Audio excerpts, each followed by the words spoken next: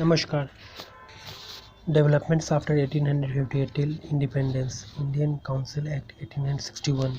The 1861 Act marked an advance in that the principle of representatives of non-officials in legislative bodies became accepted. Laws were to be made after due deliberation, and as pieces of legislation they could be changed only by the same deliberative process. Lawmaking was thus no longer seen as the exclusive business of the executive. The portfolio system introduced by Lord Canning laid the foundations of cabinet government in India, each branch of the administration having its official head and the spokesman in the government who was responsible for its administration. The Act by West the Act by vesting legislative powers in the governments of Bombay and Madras and by making provision for the institution of similar legislative councils in other provinces laid the foundations of legislative devolution. However, the legislative councils established by the Act of 1861 possessed no real power and had many weaknesses. The councils could not discuss important matters and no financial matters at all without previous approval of government. They had no control over budget. They could not discuss executive action. Final passing of the bill needed Viceroy's approval. Even if approved by the Viceroy, the Secretary of State could disallow a legislation. Indians associated as non-officials were members of elite sections only. Indian Councils Act in 1892. In 1885, the Indian National Congress was founded. The Congress saw reforms of the councils as the root of all other reforms. It was in response to the Congress' demand that legislative councils be expanded that the number of non-official members was increased both in the central imperial and provincial legislative councils by the Indian Councils Act 1892. The Legislative Council of the Governor-General, or the Indian Legislative Council as it came to be known, was enlarged. The universities, district boards, municipalities, zamindars, trade bodies and chambers of commerce were empowered to recommend members to the provincial councils. Thus was introduced the principle of representation. Though the term election was firmly avoided in the Act as an element of indirect election was accepted in the selection of some of the non-official members. The members of the legislatures were now entitled to express their views upon financial statements which were henceforth to be made on the floor of the legislatures. They could also put questions within certain limits to the executive on matters of public interest after giving 6 days notice. Indian Councils Act 1909, popularly known as Morley Minto reforms. The Act made the first attempt to bring in a representative and popular element in the governance of the governance of the country. The strength of the Imperial Legislative Council was increased.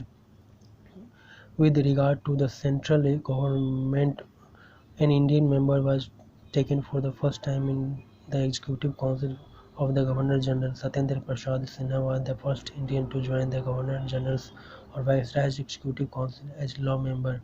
The members of the Provincial Executive Council were increased. The powers of the legislative councils, both central and provincial, were increased. Under this act, the real power remained with the government and the councils were left with no functions but criticism.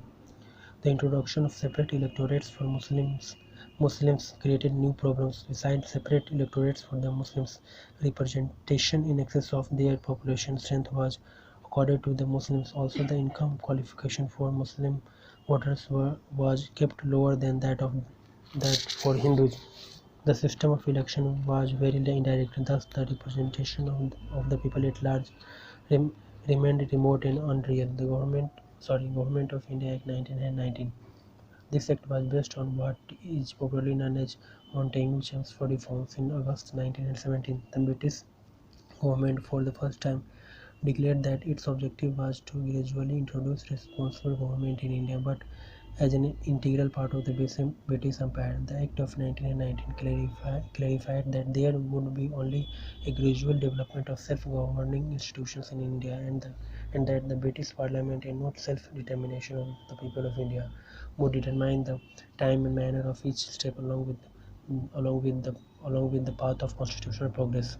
Under the 1919 Act, the Indian Legislative Council at the center was replaced by a bicameral system consisting of a Council of State upper house and a Legislative Assembly lower house. Each house was to have a majority of members who were directly elected. So direct election was introduced, though the franchise was much restricted, being based on qualifications of property tax or education. The principle of communal representation was extended with separate electorates for Sikhs, Christians and Anglo-Indians besides Muslims. The act introduced diarchy in the provinces, which indeed was a substantial step towards transfer of power to the Indian people. The provincial legislature was to consist of one house only legislative council. The act separated for the first time the provincial and central budgets, with provincial legislatures being authorized to make their budgets.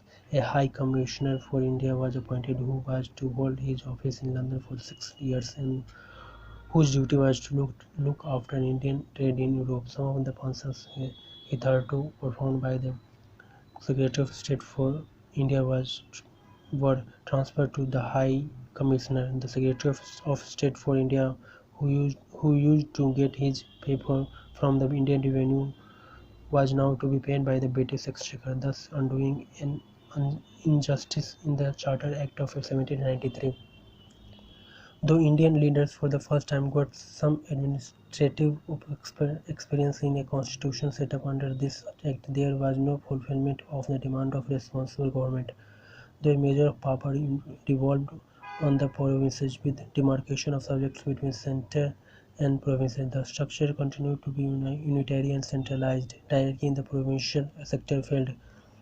The central legislature, though more representative than the previous legislative councils and endowed endowed endowed for the first time with power to vote supplies, had no power to replace the government, and even its powers in the field of legislation and financial control were limited and subject to the overriding powers of the Governor General. Besides his existing power to veto any bill passed by the legislature or to reserve the same for the signification of the British monarch's pleasure, the Governor-General was given the power to secure the enactment of laws which he considered essential for the safety, tranquillity, or interests of British India or any part of British India. The Indian legislature under the Act of 1919 was only a non-sovereign law-making body and was found powerless before the executive in all spheres of governmental activity, as Subhash Kashyap observes. Simon Commission. The 1919 Act had provided that a royal commission would be appointed 10 years after the Act to report on its working. In November 1927, 2 years before schedule, the British government announced the appointment of such a commission, the Indian Statutory Commission. The commission submitted its report in 1913. It recommended that hierarchy be abolished, responsible government be extended in the provinces, a federation of British India and the princely states be established, and that communal electorates be continued. Three roundtable conferences were called by the British government to consider the proposals. Subsequently, a white paper on constitutional reforms was published by the British government in March 1933, containing provisions for a federal setup and provincial autonomy. A joint committee for the Houses of the British Parliament was set up under Lord Linlithgow to further consider the scheme. Its report, submitted in 1934, said that a federation would be set up if at least 50% of the princely states were ready to join it. The bill prepared on the basis of this report was passed by the British Parliament to become the Government of India Act 1935. Government of India Act 1935. The Act, with 451 clauses and 15 schedules, contemplated the establishment of an All India Federation in which governors provinces and the chief commissioners provinces and those Indian states which might accede to be united were to be included. The ruler of each princely state willing to join was to sign an instrument of accession mentioning the extent to which authority was to be surrendered to the federal government. The hierarchy rejected by the Simon Commission was provided for in the federal executive. The federal legislature was to have two chambers, bicameral, the Council of States and the Federal Legislative Assembly. The Council of States, the upper house, was to be a permanent body. There was a provision for joint sitting in cases of deadlock between the houses. There were to be three subject lists: the federal legislative list, the provincial legislative list, and the concurrent legislative list. Residuary legislative powers were subject to the discretion of the Governor General. Even if a bill was passed by the federal legislature, the Governor General could veto it, while even acts assented to by the Governor General could be disallowed by the King in Council. Diarchy in the provinces was abolished and provinces were given autonomy, that is, the distinction between preserved and transferred subjects was abolished and full responsible government was established subject to certain safeguards. Provinces derived their power and authority directly from the British Crown. They were given independent financial powers and resources. Provincial governments could borrow money on their own security. Provincial legislatures were further expanded. Bicameral legislatures were provided in the six provinces of Madras, Bombay, Bengal, United Provinces, Bihar and Assam, with other five provinces retaining unicameral legislatures. The principles of communal electorates and weightage were further extended to depressed classes, women and labor. Franchise was extended with about 10% of the total population getting the right to vote. The Act also provided for a federal court which was established in 1937 with original and appellate powers to interpret the 1935 Act and settle interstate disputes, but the Privy Council in London was to dominate this court. The Indian Council of the Secretary of State was abolished. The All in the All India Federation was visualized. The All India Federation, the All India Federation, the All India Federation, the All India Federation, the All India Federation. The All India Federation was visualized as in the Act never came into being because of the opposition from different parties of India. The British government decided to introduce the provincial autonomy on April 1, 1937, but the central government continued to be governed in accordance with the 1919 Act, with minor amendments. The operative part of the Act of 1935 remained in force till August 15, 1947.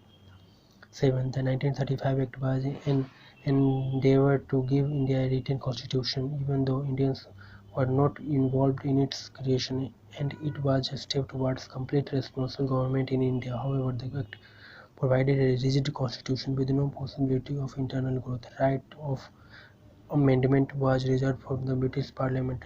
Extension of the system of communal electorates and representation of various interests promoted separatist tendencies, culminating in partition of India.